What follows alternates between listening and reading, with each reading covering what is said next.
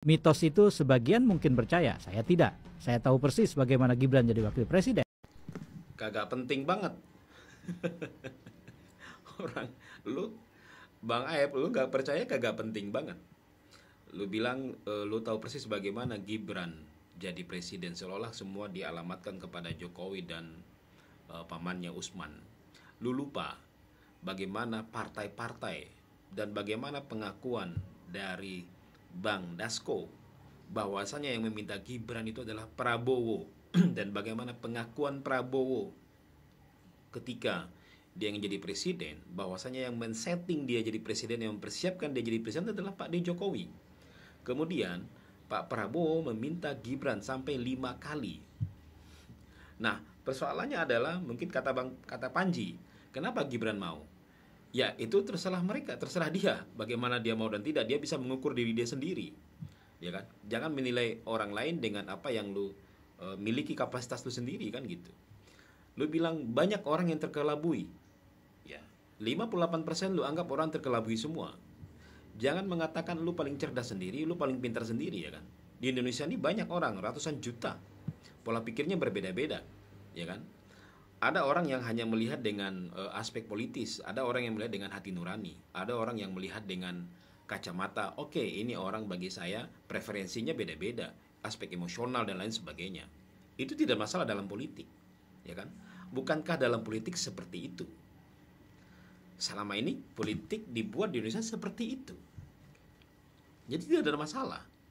Nah, yang jadi masalah adalah konten-kontennya Bang Aib ini selalu berisi konten-konten yang selalu denial terhadap apa yang terjadi pada hari ini. Gak ada masalah lu melakukan semacam propaganda-propaganda untuk tahun 2029 atau 2034, tidak ada masalah. Yang jelas sampai 2029 lu akan bersuara seperti ini terus dan tidak akan pernah berubah. Tidak akan pernah bergerak, tidak akan pernah move on ya. Apa yang lu harus lakukan adalah sekarang membuat, silahkan misalnya dengan Anies atau dengan yang lain sebagainya, membuat komunitas-komunitas untuk menyadarkan masyarakat yang menurut lo orang-orang ini terkelabui semua. Tapi bagi orang-orang yang memilih Prabowo Gibran, mungkin mereka tidak merasa dikelabui, ya kan?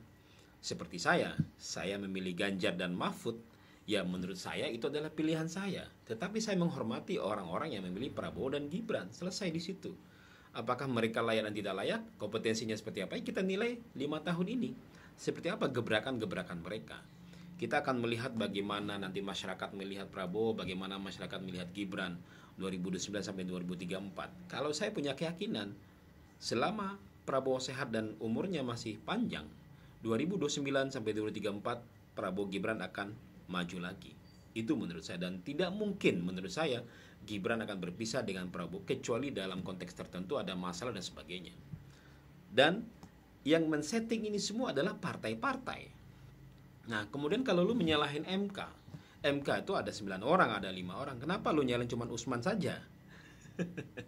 Ya toh, kenapa hanya menyalahkan Usman saja hanya karena 1 suara, padahal ada 4 suara yang lain gitu. Itu yang heran saya. Kecuali Usman itu punya hak veto.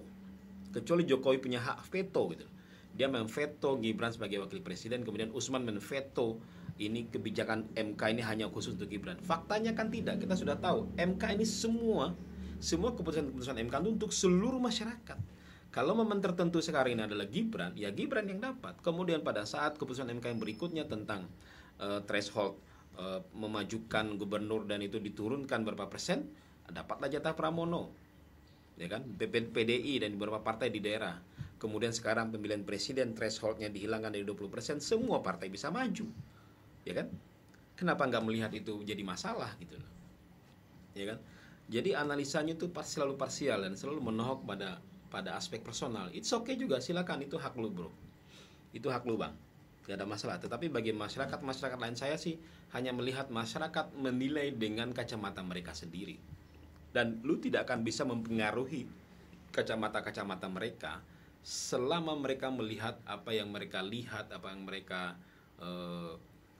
pandang, preferensi mereka, emosi mereka itu tidak akan bisa berubah. Sangat susah sekali merubah itu, ya kan? Kecuali suatu saat Mang Gibran melakukan sesuatu yang benar-benar memalukan. Nah, itu mungkin mereka akan terbuka matanya. Tapi selama 100 hari ini saya pikir Bahkan banyak teman-teman yang mengatakan hari ini kita melihat Wapres itu ada gunanya.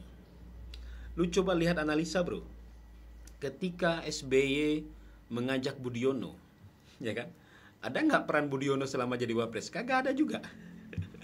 Ketika Presiden pertama SBY pertama sama JK itu seperti matahari kembar. Makanya SBY nggak mau lagi ngangkat JK. Akhirnya diangkatlah Budiono, orang yang pendiam, orang yang tidak ada pergerakan apa-apa ya. Pokoknya kegiatan semuanya ya, karena SBY sudah yakin dia akan menang. Siapapun calon wapresnya pasti menang, kan gitu. Nah, Pak Budiono ketika jadi wapres ya sudah selesai. Walaupun dia punya kompetensi yang luar biasa di BI waktu itu, Menteri Keuangan dan sebagainya, tapi ketika wapres dia nggak bisa ngapa-ngapain juga. Beda pergerakan Gibran hari ini, kan gitu. Nah, itu yang perlu dilihat. Nah, jadi saya beberapa kali ini pengen komenin Bang Aib ini, ya, viti-viti dia, beliau ini ya, selalu menohoknya itu ke personal gitu. Tidak ada sesuatu yang baru. Tidak ada sesuatu yang baru dan tidak menarik dan tidak mencerdaskan menurut saya. Gitu ya. Itu sih. Kecuali dia melihat gebrakannya itu, misalnya Gibran kebijakan-kebijakan kayak gini, is okay, bagus, silakan, lanjutkan. Tapi ini lalu ini ditarik-tarik kepada persoalan-persoalan zaman the past, kemudian personalitinya bukan kepada programnya. Itu sih.